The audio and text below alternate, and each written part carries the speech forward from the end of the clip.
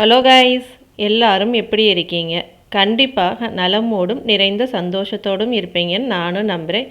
இன்றைக்கி நம்ம சேனலில் காலையிலேருந்து ராத்திரி வரைக்கும் என்னுடைய டே எப்படி போகுதுன்றதை நான் உங்கள் கூட ஷேர் பண்ணிக்கிறேன். வாங்க இப்போ வீடியோக்குள்ளே போய்க்கலாம். வீக் டேஸில் என்னோடய டைமிங் பார்த்திங்கன்னா காலையில் ஒரு 5:45 ஸ்டார்ட் ஆகிடும். அலாரம் வைக்கிறது என்னமோ 5:15 தான். ஆனால் அது 10 நிமிஷத்துக்கு ஒரு தடவை உசுறு போக கத்தி இப்போ எந்திரிப்போம் அப்போ எந்திரிப்போன்னு சொல்லி கடைசியாக ஒரு வழியாக 5:45 எந்திரிச்சிருவேன். என் ஹஸ்பண்ட் எனக்கு முன்னாடி 5 மணிக்கெல்லாம் எந்திரிச்சிருவார். அதுவும் ஒரு விதத்தில் நல்லது. ஏன்னு கேட்குறீங்களா? எனக்கு முன்னாடி அவர் எந்திரிக்கிறனால எனக்கும் சேர்த்து அவரே டீ போட்டு வச்சுருவாரா. காலையில் அதை நமக்காக ஒருத்தர் டீ போட்டு வச்சுருக்காருன்னு நினைக்கும் போது ஏதோ அம்மா வீட்டில் இருக்க மாதிரி மனசுக்குள்ளே அப்படி ஒரு சந்தோஷம் இருக்கும்.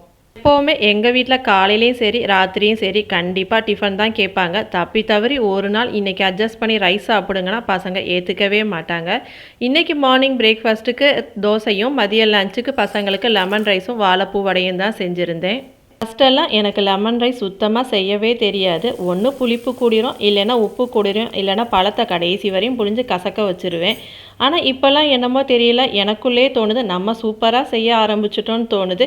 ஹஸ்பண்டும் தவளை தன் வாயால் கெடுற மாதிரி நீ இப்போ நல்லா செய்ய ஆரம்பிச்சிட்ட, பக்குவம்லாம் கரெக்டாக வருதுன்னு சொன்னது தான் தாமசம்.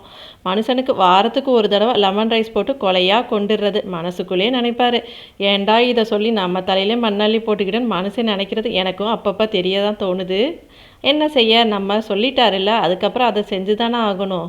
வாழைப்பூ வடை செய்கிறதுக்கு 1 மணி நேரத்துக்கு முன்னாடியே கடலைப்பருப்பை ஊற வச்சுட்டு தண்ணி எல்லாத்தையும் வடிச்சிட்டு அதுக்கப்புறம் இந்த மாதிரி காட்டன் துணியை விரித்து பருப்பையும் பரப்பி விட்டு தண்ணி இல்லாத வரைக்கும் நல்லா உணர விட்டு எடுத்துக்கிறலாம். இப்போது ஒரு பாத்திரத்தில் வாழைப்பூவை போட்டு முங்குற அளவுக்கு தண்ணி ஊற்றிட்டு வாழைப்பூவை வேக வச்சு எடுத்துக்கலாம். வாழைப்பூவை கலர் மாறுற வரைக்கும் வேக வச்சு எடுத்துக்கிறணும். வாழைப்பூ வெந்ததுக்கப்புறம் தண்ணியெல்லாம் வடிச்சிட்டு வாழைப்பூலேயும் தண்ணி எதுவும் இல்லாமல் நல்லா கையிலையே புழிஞ்சு எடுத்துக்கோங்க. ஃபஸ்ட்டு மிக்சி ஜாரில் 1/2 ஸ்பூன் அளவுக்கு சோம்பு போட்டு ஒரு சுற்றி எடுத்துக்கோங்க. இது கூடவே உணர வச்சுருக்க கடலைப்பருப்பையும் சேர்த்து கொஞ்சம் கொரகொரப்பாக அரைச்சி எடுத்துக்கலாம். கடலைப்பருப்பில் தண்ணி எதுவும் இல்லாத மாதிரி உணர வச்சு எடுத்துக்கோங்க. இப்போ அரைச்ச இந்த கடலைப்பருப்பை வேறு ஒரு பவுலில் மாற்றிட்டு அதே மிக்சி ஜாரில் வாழைப்பூவையும் சேர்த்து அரைச்சி எடுத்து இது கூட சேர்த்துக்கலாம். இது கூட பெரிய வெங்காயம் கொத்தமல்லி தழை எல்லாத்தையும் பொடி பொடியாக கட் பண்ணி சேர்த்துக்கோங்க. அது கூடவே 1/2 ஸ்பூன் அளவுக்கு அரிசி மாவு தேவையான அளவு உப்பு சேர்த்து நல்லா மிக்ஸ் பண்ணி விட்டுக்கலாம். உங்களுக்கு வேணும்னா காரத்துக்கு பச்சை மிளகாவும் சேர்த்துக்கிறலாம். கடாயில் எண்ணெய் காஞ்சது எப்பவும் போல் வடைக்கு தட்டுற மாதிரி தட்டி போட்டு எடுத்திங்கன்னா சூப்பரான கிறிஸ்பியான வாழைப்பூ வடை ரெடி ஆகிடுங்க. இது ஹெல்த்துக்குமே ரொம்ப நல்லது. முடிஞ்ச அளவுக்கு பிள்ளைங்களுக்கு வாழைப்பூ பொரியல் வாழைப்பூ கூட்டு செஞ்சு கொடுங்க. அப்படி சாப்பிடாத குழந்தைங்களுக்கு இந்த மாதிரி வடை செஞ்சு கொடுத்தீங்கன்னா கண்டிப்பாக விரும்பியே சாப்பிடுவாங்க. பருப்பு வடையோ வாழைப்பூ வடையோ எது செஞ்சாலும் ஒரே ஒரு விஷயத்தை மட்டும் கவனத்தில் வச்சுக்கோங்க. பருப்பில் தண்ணி எதுவும் இல்லாமல் நல்லா உணர வச்சு அரைச்சி எடுத்து செஞ்சிங்கன்னா வடை நல்லா கிறிஸ்பியாக வரும். அதுக்குன்னு மொத்தமாக காய வச்சு எடுத்துடாதீங்க. ஓரளவு ஈரப்பதம் இருக்க மாதிரி பார்த்து எடுத்து அரைச்சி செஞ்சுக்கோங்க. அப்படியும் உங்களுக்கு வடை வரலைன்னா சின்னதாக ஒரு டிப்ஸ் சொல்கிறேன். எல்லா பலசரக்கு கடையிலையும் வடை பருப்புன்னு வச்சுருப்பாங்க. அப்படி இல்லைன்னா பட்டாணி பருப்புன்னு வச்சுருப்பாங்க. இதை வாங்கி ஊற வச்சு அரைச்சி வடை செஞ்சிங்கன்னா வடை நல்லா கிறிஸ்பியாக வருங்க. எல்லா டீ கடையிலையும் வடை கிறிஸ்பியாக வர்றதுக்கு காரணம் இதுதாங்க மெயின் சீக்ரெட்டே. காலையில் பசங்க கிளம்பி ஸ்கூல் வேனில் ஏறுறதுக்குள்ளேயும் பார்த்தீங்கன்னா வீடே தலையீழாக ஒரே பரபரப்பாக நாம் ஏதோ போருக்கு போகிற மாதிரியே இருக்கும். அந்த வேன் நம்ம கண்ணில் பட்டதுக்கப்புறம் நமக்குள்ளேருந்து வரும் பாருங்கள் ஒரு பெரும் மூச்சு. ஏதோ நம்மளே போரில் போய் ஜெயித்த மாதிரியும் புயலுக்கு பின்னே அமைதிங்கிற மாதிரி தாங்க இருக்கும். பசங்க ஸ்கூல் கிளம்புனதுமே முதல் வேலையாக மிஷினில் துணியை போட்டு ஆன் பண்ணி விட்டுருவேன். மற்ற வேலையெல்லாம் முடிக்கும்போது மிஷினும் ஓடி முடிக்க துணியும் காயப்போட எல்லாமே எனக்கு அப்போ தான் கரெக்டாக வரும். இதுக்கு இடையில இவ்வளோ வேலையும் காலையிலேருந்து பார்க்குறாளேன்னு சொல்லி என் ஹஸ்பண்ட் என் மேலே இறக்கப்பட்டு மார்னிங் பிரேக்ஃபாஸ்ட்டை எனக்கும் சேர்த்து அவரே செஞ்சு கொடுத்துருவாரு. அதனால என்னமோ தெரியல, கொஞ்சம் ஃப்ரீயாக நல்லா டிவி பார்த்துட்டு ரிலாக்ஸாக சாப்பிட்ற மாதிரி தான் எனக்கு இருக்கும். பிரேக்ஃபாஸ்ட் முடித்த கையோட சிங்கில் இருக்க எல்லா பாத்திரத்தையும் விலக்கி வச்சுடுவேன். அப்பப்போ சிங்கில் பாத்திரத்தை விலக்கி வச்சா தான் எனக்கு திருப்தியாக இருக்கும். கொஞ்சம் இருக்கட்டும் சேரட்டும் அப்புறம் விளக்குவோன்னு நினச்சோம்னா அப்போ அது மழை போல் பெரிய வேலையாக தெரியும். அதனால் அப்பப்போ க்ளீன் பண்ணிடுவேன். கூடவே அப்பப்போ கிச்சன் கவுண்டர் டாப்பையும் க்ளீன் பண்ணிட்டோம்னா கிச்சனை க்ளீன் பண்ணுறதுன்றது ரொம்பவே ஈஸியாக இருக்கும். இந்த வேலையெல்லாம் நான் முடிச்சுட்டு வரும்போது வாஷிங் மிஷினும் ஓடி முடிஞ்சிடும். துணியும் காய போடுறதுக்கு எல்லாமே எனக்கு கரெக்டாக இருக்கும். வேலையெல்லாம் முடிச்சுட்டு ஒரு கப் காஃபி எடுத்துக்கிட்டால் கொஞ்சம் மைண்ட் ரிலாக்ஸாக இருக்க மாதிரி எனக்கு தோணும். அதுக்காக எல்லா நாளும் காஃபி எடுத்துக்குவேனான்னு கேட்டிங்கன்னா கண்டிப்பாக கிடையாது. எப்போவாவது தான் காஃபி குடிப்பேன். மற்ற நாள்லாம் எனக்கு பிடிச்சது ஏதாவது செஞ்சு சாப்பிட்டு இப்படி கொஞ்சம் நேரம் உட்காந்து வேடிக்கை பார்த்து மைண்டை ரிலாக்ஸ் பண்ணிட்டு இருப்பேன். இப்போ ஒரு ப்ராடக்ட்டோட ரிவ்யூ பார்க்கலாம். ரொம்ப நாளாகவே இந்த 2 டயர் ஸ்டீமர் வாங்கணும்னு நினச்சிக்கிட்டே இருந்தேன். நான் சில சமயம் சமைக்கும் போதெல்லாம் பார்த்தீங்கன்னா பருப்பை குழைய விட்டுடுவேன். இந்த மாதிரி வாங்கிட்டா பருப்பு வேகிறத பார்த்து கரெக்டாக எடுத்துக்கலான்னு சொல்லிட்டு தான் வாங்கணும்னு நினச்சிருந்தேன். எப்போவும் கடைக்கு போகும்போதெல்லாம் ஹஸ்பண்ட்டை கேட்பேன், இல்லை வேணாம் குக்கர்லேயே செஞ்சுக்கலான்னு சொல்லிடுவார். சரின்ட்டு அங்கேருந்து மனசை தேத்தி வந்துடுவேன். லாஸ்ட் வீக் என்னமோ தெரியல, சடனாக அவரே இதை ஆர்டர் பண்ணிடுவான்னு கேட்டுட்டு அமேசானில் தான் ஆர்டர் பண்ணியிருந்தார். வினோத் குக்வேர் பிராண்டில் தான் ஆர்டர் பண்ணியிருந்தோம். திங்கக்கிழமை தான் ரிசீவ் ஆகியிருந்தது. நான் ஏற்கனவே வினோத் குக்வேரில் இந்த மாதிரி ஒரு பாத்திரம் வச்சுருக்கிறதுனால அது நல்லா யூஸ் ஆகுது, எந்த ப்ராப்ளமும் இல்லாமல் இன்ன வரைக்கும் இருக்கிறதுனால வினோத் குக்வேர்லேயே ஆர்டர் பண்ணியிருந்தேன். இதோட பாட்டம் நல்லா திக்காகவே ஹெவி வெயிட்டில் தான் இருந்தது. ஹேண்டில்ஸுமே நல்லா ஸ்ட்ராங்காக தான் இருந்தது.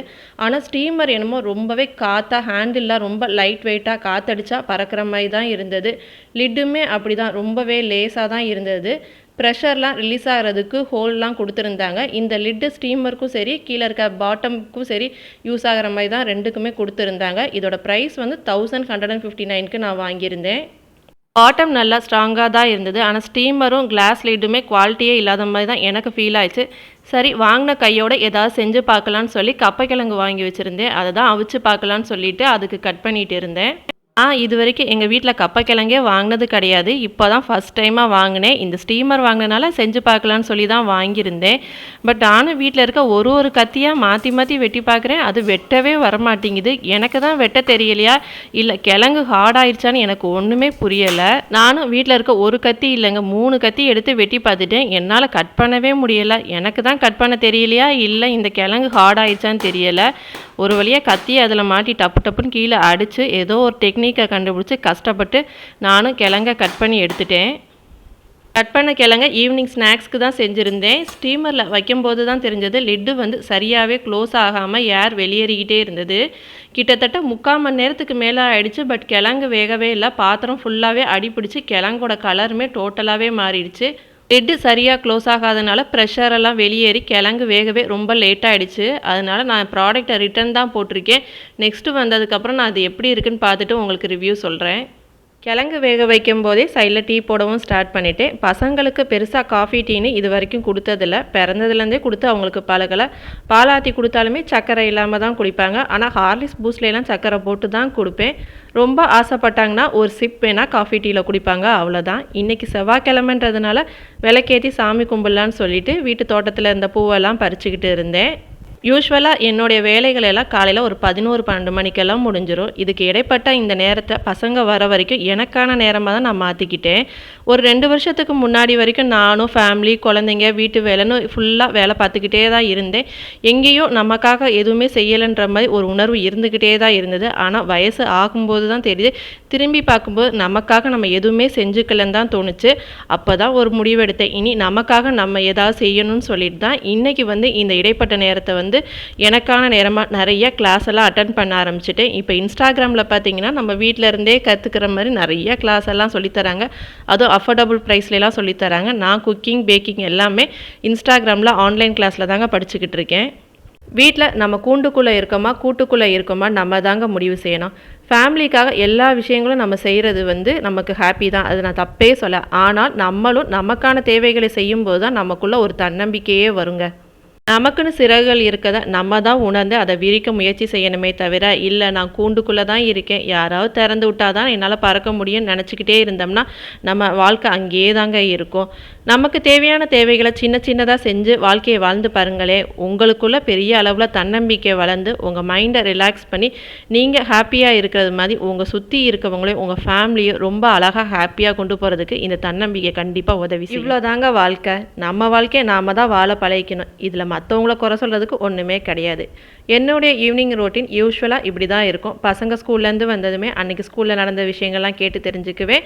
அவங்க கூட கொஞ்சம் நேரம் டைம் ஸ்பெண்ட் பண்ணிவிட்டு காஞ்ச பாத்திரத்தில் சாமான்லாம் எடுத்து வச்சுட்டு துணியெல்லாம் மடித்து வச்சுட்டு அவங்களுக்கு ஹோம்ஒர்க்கில் ஏதாவது டவுட்னா சொல்லி கொடுத்துட்டு நைட்டு டின்னர் செய்ய ஆரம்பிச்சு. இன்றைக்கி நைட்டு டின்னருக்கு மீல் மேக்கர் தொக்கு செய்யலாம்னு சொல்லிட்டு மீல் மேக்கரை வேக போட்டுட்டு சைட்லேயே சப்பாத்திக்கு மாவும் திரட்டி ரெடி பண்ணி வச்சுட்டேன். இதுக்கு 2 பெரிய வெங்காயத்தை நல்லா பொடி பொடியாக கட் பண்ணி வச்சுருக்கேன். இப்போ கடாயில் எண்ணெய் காஞ்சதும் கடுகு உளுந்தம்பருப்பு கருவேப்பிலை சேர்த்து பொரிஞ்சதுமே கட் பண்ணி வச்சுருக்க பெரிய வெங்காயம் இஞ்சி பூண்டு பேஸ்ட்டு சேர்த்து நல்லா வதக்கி விட்டுக்கலாம். வெங்காயம் நல்லா வதங்கி வந்ததுமே அரைச்சி வச்சுருக்க தக்காளி விழுதியும் இது கூட சேர்த்துக்கலாம். ஒரு பெரிய வெங்காயத்துக்கு 2 பெரிய தக்காளின்ற மாதிரி நான் 4 தக்காளி சேர்த்துருக்கேன். இதை இப்போ நல்லா மிக்ஸ் பண்ணி விட்டுக்கலாம். இது கூடவே 1/4 டீஸ்பூன் அளவுக்கு மஞ்சள் தூள், காரத்துக்கு தேவையான அளவு மிளகாய்த்தூள், 2 ஸ்பூன் அளவுக்கு மல்லித்தூள், 1 ஸ்பூன் அளவுக்கு மட்டன் மசாலா, தேவையான அளவு உப்பு சேர்த்து நல்லா மிக்ஸ் பண்ணி விட்டுட்டு எண்ணெய் பிரிஞ்சு வந்ததும் மீல் மேக்கரை நல்லா தண்ணி இல்லாமல் பிழிஞ்சு மிக்சியில் அரைச்சி எடுத்து இதையும் இது கூட சேர்த்து நல்லா மிக்ஸ் பண்ணி விட்டுக்கோங்க. கூடவே கொஞ்சமாக தண்ணி சேர்த்து மூடி போட்டு 5 நிமிஷம் வேக விட்டு கொத்தமல்லி தழை தூவி இறக்குனீங்கன்னா சூப்பரான மீல் மேக்கர் தொக்கு ரெடி ஆகிடுங்க. இது சிம்பிளாக தக்காளி தொக்கு செய்கிற மாதிரியே செய்யலாம். ஆனால் டேஸ்ட் ரொம்பவே சூப்பராக இருக்கும். மீல் மேக்கரோட அளவு மட்டும் கொஞ்சமாக சேர்த்துக்கோங்க. அதிகமாக சேர்த்திங்கன்னா மீல் மேக்கரோட ஸ்மெல் லேசாக அடிக்கும். அதுக்காக தான் சொல்கிறேன். இது சப்பாத்தியோட சேர்த்து சாப்பிடும்போது டேஸ்ட்டு சூப்பராக இருக்கும். அவ்வளோதாங்க. சாப்பிட்டு முடிச்சுட்டு பாத்திரத்தெல்லாம் விளக்கிட்டு கிச்சனையும் க்ளீன் பண்ணி விட்டாச்சுன்னா என்னுடைய டே இன்றைக்கி அழகாகவே ரொம்ப சூப்பராகவே முடிஞ்சிருச்சு. இன்றைக்கி என்னுடைய டே எப்படி இருக்குன்னு உங்களோட ஷேர் பண்ணியிருக்கேன். வீடியோ உங்களுக்கு பிடிச்சிருந்தா லைக் பண்ணி ஷேர் பண்ணி சப்ஸ்கிரைப் பண்ணிவிட்டு மறக்காமல் பெல் பட்டனையும் ப்ரெஸ் பண்ணிக்கோங்க. நெக்ஸ்ட்டு ஒரு அழகான உங்கள் வீடியோவில் உங்களை மீட் பண்ணுறேன். அது வரைக்கும் பாய்.